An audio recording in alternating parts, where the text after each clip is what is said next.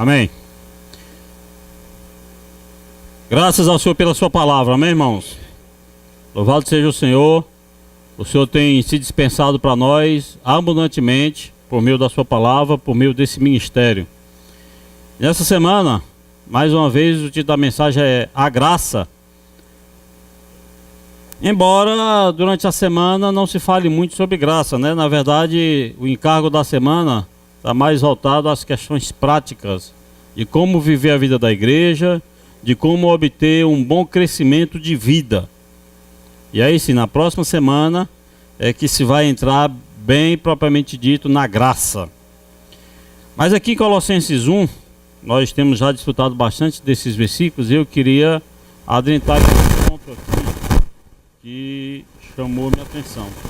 O versículo 3 fala assim: damos sempre graças a Deus, Pai de nosso Senhor Jesus Cristo, quando oramos por vós, desde que ouvimos da vossa fé em Cristo Jesus e do amor que tendes para com todos os santos. Então aqui Paulo, ele fala de duas coisas. Ele fala da fé e fala também do amor. E nesses versículos aqui nós encontramos um tripé importante, que é a fé, o amor e a esperança.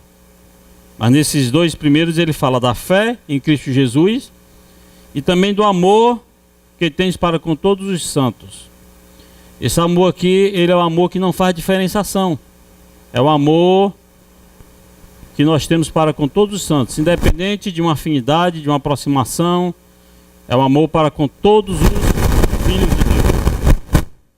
Quer congregue conosco, quer não. Recebeu a vida de Deus, ele tem a vida de Deus, ele é um santo. Então, ele precisa ser amado por cada um de nós. Amém?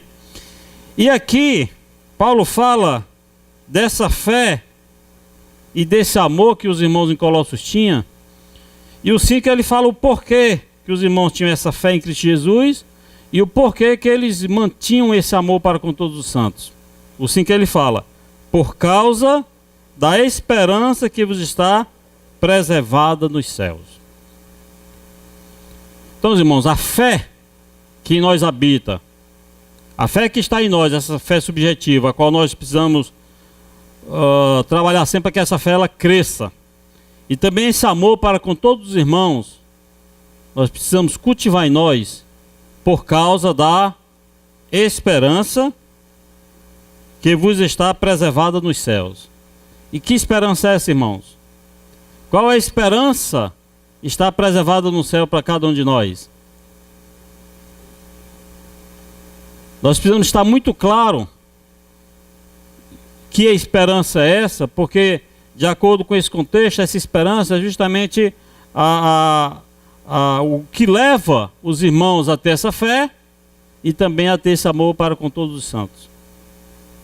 Essa esperança é que o motiva isso, por causa da esperança que está preservada nos céus, da qual antes ouviste pela palavra da verdade do Evangelho. Ou seja, essa esperança que está preservada no céu, Paulo fala lá em 2 Timóteo que é a coroa, né? A coroa está reservada nos céus, e não somente a mim, mas também para todos que amam a sua vinda. Então, irmãos, na verdade nós precisamos ter esperança no mundo que há de vir. Hebreus 2,5 fala que Deus não sujeitou o mundo que há de vir a anjos.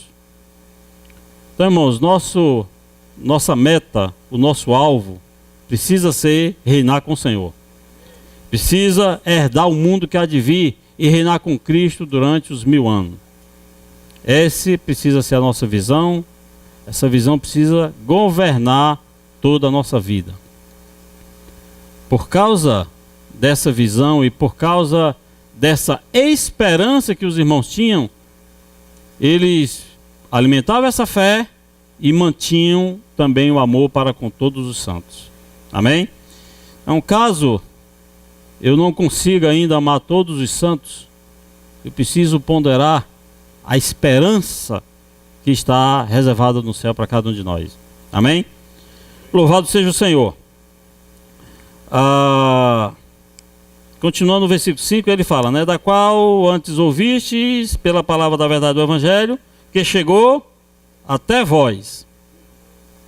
como também todo mundo está produzindo fruto e crescendo. Tal acontece entre vós, desde o dia em que ouvistes e entendestes a graça de Deus na verdade. Ou seja, aqui mostra que há uma condição para que haja crescimento e também para que haja fruto.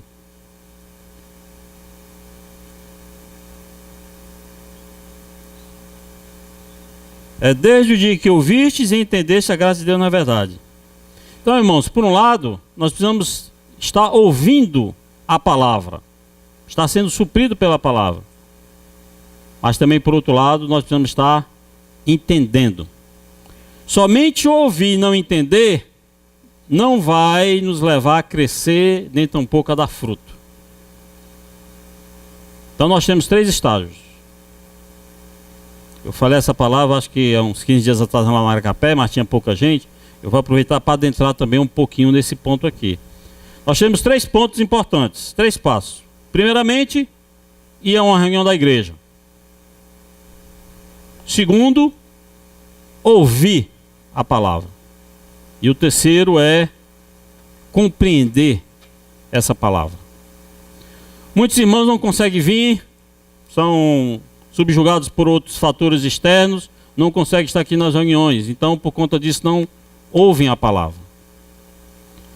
Muitos estão aqui, conseguem ouvir a palavra, mas muitas vezes não conseguem compreender a palavra. Eu queria ser bem enfático para que de fato essa palavra possa ser compreendida pelos irmãos. A importância da compreensão. Irmãos, se eu falo e vocês não compreendem, nós vamos ter um sério problema. Lá em Guiné-Bissau, tinha um irmão que estava conosco, que estava conversando e conversou com o pai do irmão lá de Guiné-Bissau, o Maru, e conversou bastante tempo e o irmão nada de responder. O irmão ficava inerte lá, o pai do Maru. Aí ele ficou incomodado e foi perguntar ao Maru se ele entendia português. O Maru, não, ele não entende nada de português, só fala crioulo. Então o irmão todo empolgado, falando. E o pai do Maru lá inerte, sem expressar nenhuma reação. Por quê? Porque faltava a compreensão. E muitas vezes também nós somos assim. Nós ouvimos a palavra, a gente até vem para a reunião, separa esse tempo, consagra ao Senhor, vem para a reunião, ouve a palavra, mas muitas vezes não compreende e não se esforça por compreender. O resultado é que nós vamos ficar inertes. Nós não vamos esboçar reação nenhuma. Por quê? Por falta de compreensão. Mateus 13. Vamos abrir aqui Mateus 13.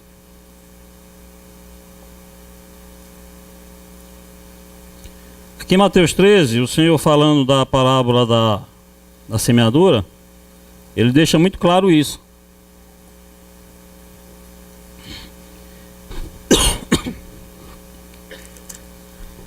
É o 13, versículo 22.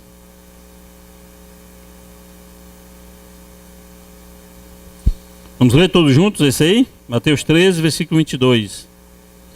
O que foi semeado entre os espinhos é o que ouve a palavra, porém os cuidados do mundo e a fascinação das riquezas sufocam a palavra e fica infrutífera. O 23. Mas o que foi semeado em boa terra é o que ouve a palavra e a compreende. Este frutifica e produz a 100, a 60 e a 30 por 1. Os irmãos compreenderam aí? Mas o que foi semeado em boa terra é o que ouve a palavra e a compreende. Não é somente ouvir a palavra. Precisa haver compreensão. Se houver compreensão, irmãos, esse frutifica e produz a 100, a 60 e a 30 por 1.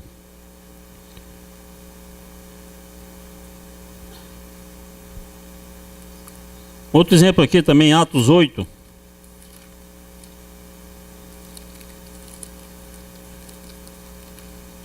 Aqui em Atos 8 também tem um exemplo de alguém que não estava compreendendo. Atos 8, versículo 30.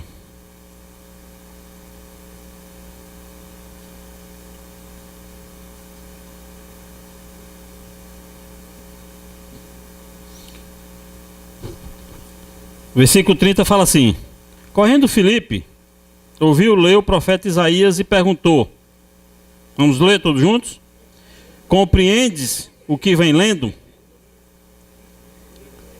Ele respondeu: como poderei entender se alguém não me explicar?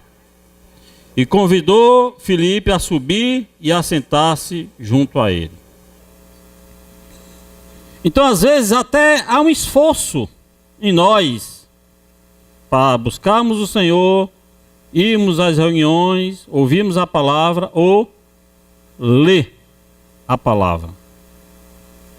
A pergunta de Filipe é: compreendes o que vem lendo? Então muitos têm se falado de graça, muitos têm se falado de reino, muito têm se falado de negar a vida da alma, muito tem se falado acerca das práticas da igreja, práticas essas que nos levam a amadurecer e crescer em vida. Mas a pergunta que se fica, irmãos, a pergunta que se faz é o seguinte: qual o nível de compreensão que essa palavra tem chegado a cada um de nós? Por um lado, precisa haver um esforço de quem está ouvindo para que compreenda, mas por outro lado, precisa haver um esforço de Epáfras. Porque em Colossos houve tal crescimento, os irmãos frutificavam e cresciam em vida, porque Epáfras, ele instruía os irmãos. E aí muitas vezes, numa reunião grande assim, não tem como ser dada essas instruções. Aqui se fala a palavra, passa-se o encargo da palavra. Então, qual o ambiente mais adequado para que seja dada essas instruções? Nas reuniões de casa. E nas reuniões de casa, nós temos uma reunião menor, onde nós podemos ter comunhão, tirar dúvidas, nós podemos adentrar mais na palavra e podemos falar mais abertamente junto com os irmãos. A pessoa, se aqui eu fosse dizer: irmãos, quem tem dúvida, levante a mão, faça uma pergunta. A palavra não podia ser falada. Mas numa reunião de casa, com poucos irmãos, muitas dúvidas podem ser tiradas. E muitos irmãos podem ser instruídos. Esse era o papel de Epáfras, nosso amado conservo, e quanto a vós outros, fiel ministro de Cristo. Então essa palavra tem chegado até nós. A palavra chegou até você, sim ou não? Amém. A palavra chegou até nós, irmãos. Graças ao Senhor por isso. Mas para que essa palavra, para que eu possa compreender essa palavra, por um lado, Epáfras precisa estar ali instruindo, falando, aconselhando. Mas por outro lado, eu preciso ponderar naquilo que eu leio e naquilo que eu ouço. Colossenses aqui, capítulo 3, versículo 2, Paulo fala assim: pensai nas coisas lá do alto, não nas que são aqui da terra. Então, nós precisamos pensar na palavra. A palavra que nós ouvimos, muitas vezes a gente ouve a palavra ou lê a palavra e deixa para lá, esquece. Nós não ponderamos no que nós ouvimos. E aí por isso é que falta compreensão. Por falta de meditação na palavra. Josué capítulo 1.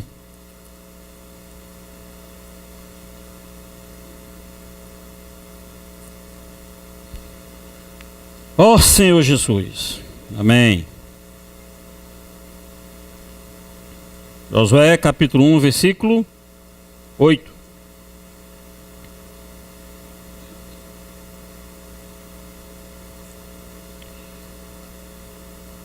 Acharam aí?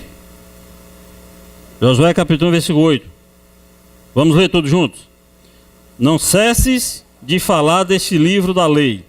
Antes, medita nele, dia e noite, para que tenhais cuidado de fazer segundo a tudo quanto nele está escrito. Então, farás prosperar o teu caminho e serás bem-sucedido. Quem quer ser bem-sucedido aqui, diz amém. Aqui tem ou não tem uma receita para você ser bem-sucedido? Você muitas vezes quer ser bem-sucedido no seu casamento, na criação dos seus filhos, no seu trabalho, no seu negócio. Mas aqui fala, aqui na verdade tem a receita para nós sermos bem-sucedidos. Antes, medita nele dia e noite, para que tenhas cuidado de fazer segundo a tudo quanto nele está escrito. Então, aí vem a segunda parte. Então farás prosperar o teu caminho e serás bem-sucedido. Então nós precisamos meditar na palavra que nós ouvimos. Você ouve a palavra na reunião e você vai no carro, você vai pensando os versículos que foram lidos, os exemplos que foram dados, você vai meditando, ponderando. E aí enquanto você está ponderando tudo isso, ouvindo a palavra e ruminando ali, você vai ganhando luz, você vai lembrando de outro versículo, você vai lembrando de outra palavra que outro irmão falou, e aí você vai ganhando luz. E aí com isso vai chegar, sabe o quê? A compreensão.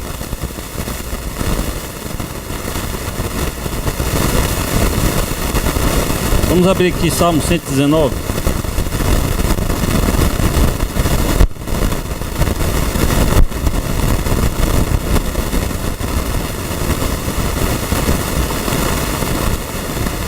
Ó Senhor, Salmo 119, versículo 97.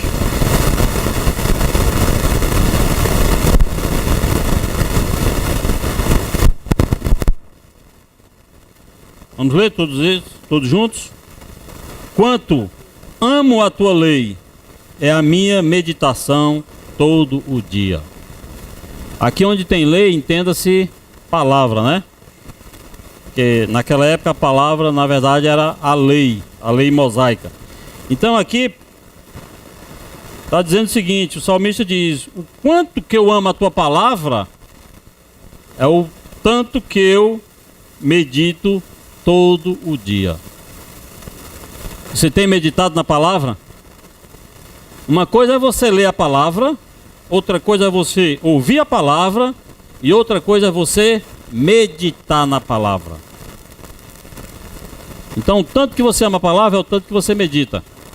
Então, se você quiser saber se você ama a palavra, você precisa se perguntar nesse momento: eu tenho meditado na palavra? Os teus mandamentos, o 98, os teus mandamentos me fazem mais sábio que os meus inimigos, porque aqueles eu os tenho sempre comigo. Compreendo mais do que todos os meus mestres, porque medito nos teus testemunhos. Sou mais entendido que os idosos, porque guardo os teus preceitos. 104, por meio dos teus preceitos consigo entendimento. Por isso, detesto todo caminho de falsidade. Aí o 105 é bastante conhecido, né? Lâmpada para os meus pés é a tua palavra, e luz para os meus caminhos. Irmãos, tudo que nós anelamos e precisamos muitas vezes é de luz. Luz para conduzir meu casamento, luz para me ajudar na criação com meus filhos, luz no meu proceder, luz no meu contato com as pessoas, no meu serviço a Deus. A palavra é essa lâmpada que nos dá luz. E essa meditação é o caminho que nos leva à compreensão. Meditar na palavra. Amém? Então, Deus tem nos falado ultimamente sobre a verdade do Evangelho. Nós temos falado qual a grande verdade do Evangelho. Deus se tornou um homem para que nós nos tornemos como Ele é. em vida e natureza sem a sua deidade. Então, quando nós fomos criados, nós recebemos duas coisas de Deus: a imagem e também a semelhança. E quando nós recebemos a vida de Deus, quando nós cremos no Senhor, quando nós invocamos o seu nome, nós recebemos mais duas coisas: a vida e a natureza. E hoje essa vida está sendo trabalhada em nós. Essa vida hoje, por meio de nós irmos à palavra e buscarmos a compreensão da palavra, essa vida ela vai crescendo. Crescendo a tal ponto dela ser totalmente expressa.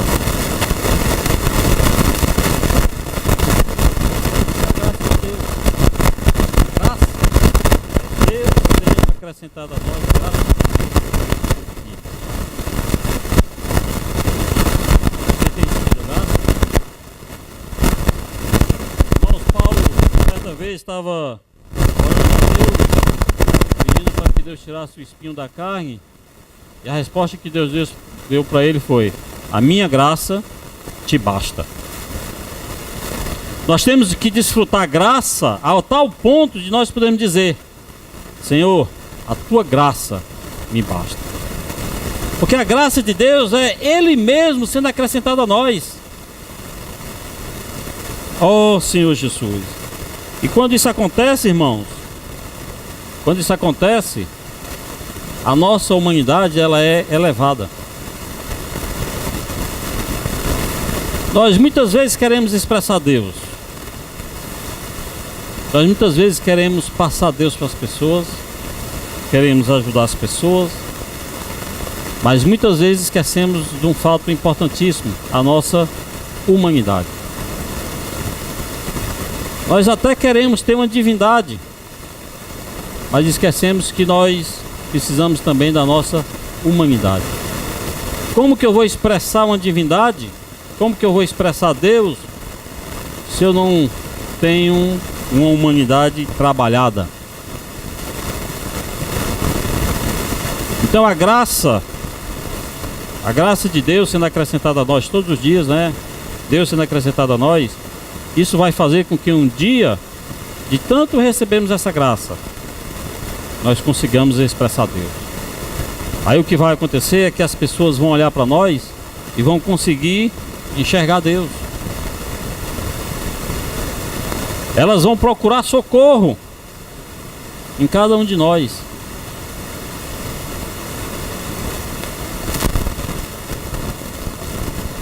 Então em 2 Pedro capítulo 1, Pedro fala aqui de 8 características. Pedro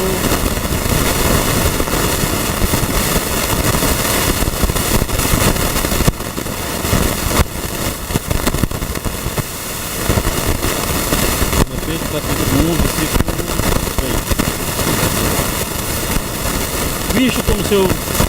Visto como pelo seu divino poder nos tem sido doada todas as coisas que produzem a vida e a piedade. Então, todas as coisas, irmãos, têm sido doadas para nós.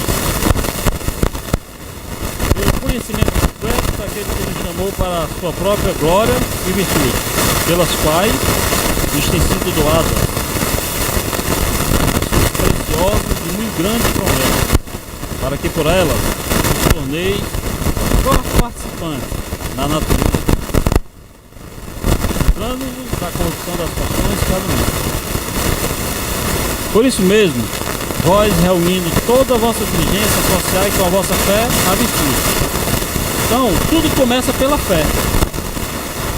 Um dia, por nós exercitarmos a nossa fé, nós recebemos essa vida de Deus. A fé, na verdade, ela é o ponto de partida. Sem fé, é impossível agradar a Deus.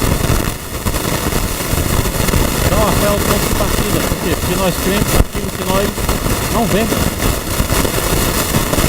E essa fé, como que eu obtenho essa fé? Essa fé vem pelo ouvir. Está lá em Romanos 10, né? A fé vem pela pregação da palavra. A fé ela vem pelo ouvir.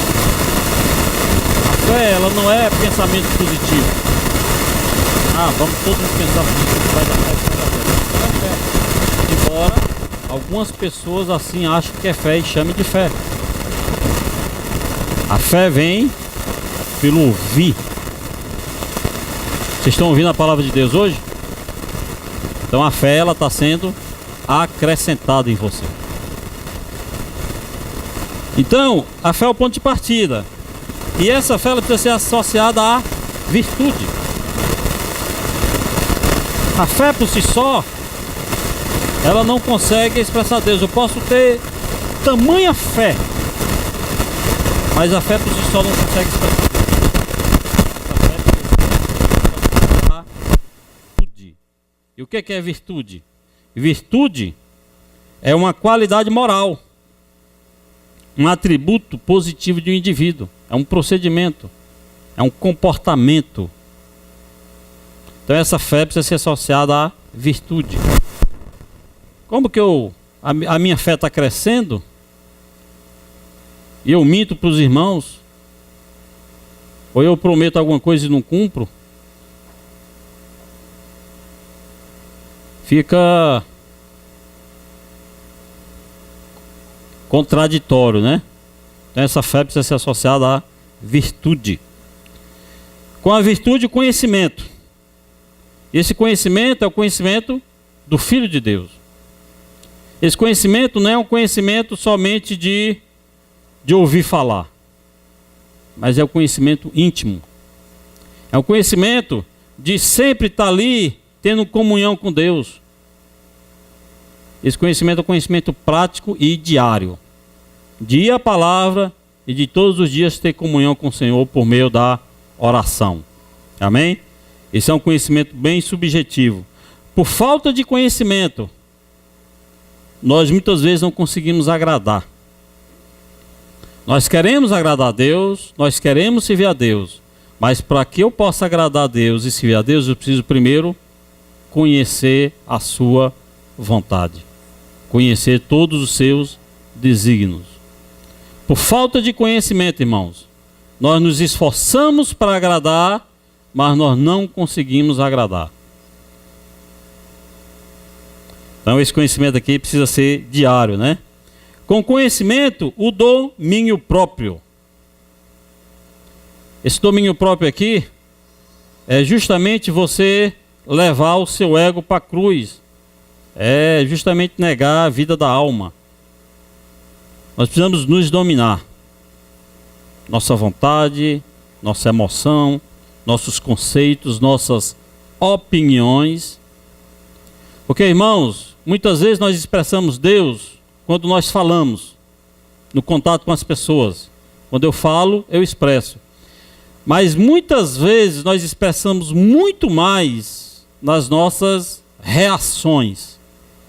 Como que nós reagimos àquilo que chega até nós? Quer ser positivo, quer seja negativo. Como que eu reajo quando eu me alegro com alguma coisa, quando chega alguma notícia boa? Será que para ter aquele momento de reconhecimento ali que tudo vem por meio de Deus?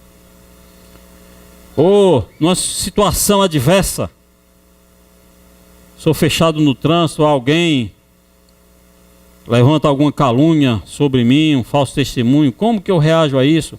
Quando alguém vem me afrontar com ignorância, como que eu reajo? Então, as nossas reações estão intimamente ligadas ao domínio próprio. Você às vezes até, sabe,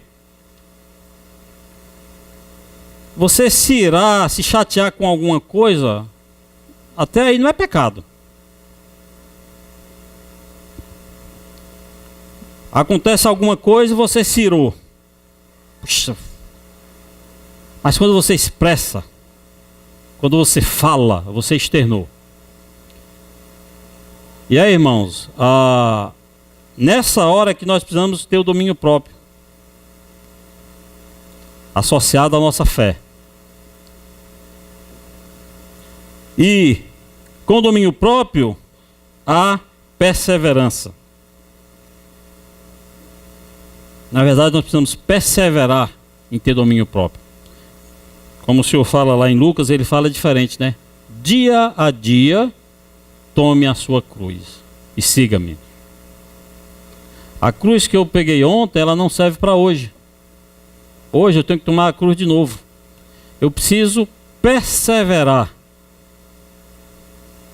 na minha labuta, no meu labor de amor. Perseverar em cuidar dos irmãos. Perseverar em instruir aos irmãos. Perseverar na paciência. Perseverar no amor. Com a perseverança há piedade. Essa piedade aqui é Deus sendo expresso na carne. Isso é piedade. A nossa carne tão pecaminosa, tão caída, Deus sendo expresso na carne, irmãos. É justamente essa piedade. Nós conseguimos expressar Deus. Com a piedade, a fraternidade. Essa fraternidade é justamente o amor para com todos os santos que Paulo fala em Colossos. O amor fraternal, amor entre os irmãos. E por fim, o amor. E aqui já é o amor diferente, que é o amor ágape, que é o amor de Deus. Então começa com a fé, que é o ponto de partida de tudo, e termina com o amor ágape. Esse amor sendo expresso. Nós conseguimos expressar o amor de Deus para todas as pessoas. Só que muitas vezes não conseguimos expressar nem para todos os irmãos. Conseguimos expressar para alguns irmãos. Mas nós precisamos expressar para todas as pessoas. Amém? 8. Porque essas coisas existindo em vós, e em vós aumentando, fazem com que não sejais nem inativos, nem infrutuosos, no pleno conhecimento de nosso Senhor Jesus Cristo. Pois aquele a quem essas coisas não está presente, é cego. Ou seja, esses 8 itens aqui que Pedro enumera, fé, virtude, conhecimento, domínio próprio, perseverança, piedade, fraternidade e o amor. Se essas coisas não existirem em nós, irmãos, nós não passamos de cegos. Vemos, mas não enxergamos. Falta-nos discernimento. É por isso que muitas vezes falta-nos compreensão. A palavra chega, Epáfras até tenta instruir, mas falta compreensão. Por quê? Porque falta esses atributos. Falta aqui fé, piedade, conhecimento, domínio próprio, perseverança, piedade, fraternidade. Vendo só o que está perto, esquecido da purificação dos seus pecados de outrora. Nós esquecemos até da nossa salvação. Essa salvação que um dia chegou até nós. O Senhor falou, no Antigo Testamento fala-se muito de misericórdia, no Novo fala-se muito de graça. Por quê? Porque a graça está intimamente ligada ao Filho de Deus. João fala que a lei veio por intermédio de Moisés. A graça e a verdade veio por meio de Jesus Cristo. Irmãos, hoje nós temos recebido a graça e também temos recebido a verdade. Amém? Deus tem superabundado nessa questão para conosco. Ó Senhor Jesus, tudo que nós precisamos é ter um coração de busca pelo Senhor. E uma outra maneira dessa graça ser crescida em nós está aqui em Efésios. Efésios capítulo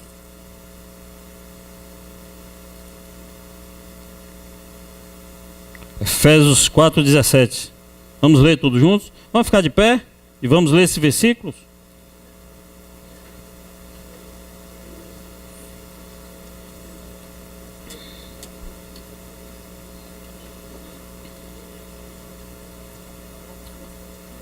Vamos lá? E a graça foi concedida. Peraí. Eu falei 7. Falei 17? Os irmãos me perdoem. Faltou compreensão da minha parte. Não é 17. É o 7. Vamos lá? E a graça foi concedida a cada um de nós, segundo a proporção do dom de Cristo. Vamos orar ler esse versículo? E a graça foi concedida. Amém. A graça foi concedida a cada um de nós. Amém. A graça foi concedida a cada um de nós,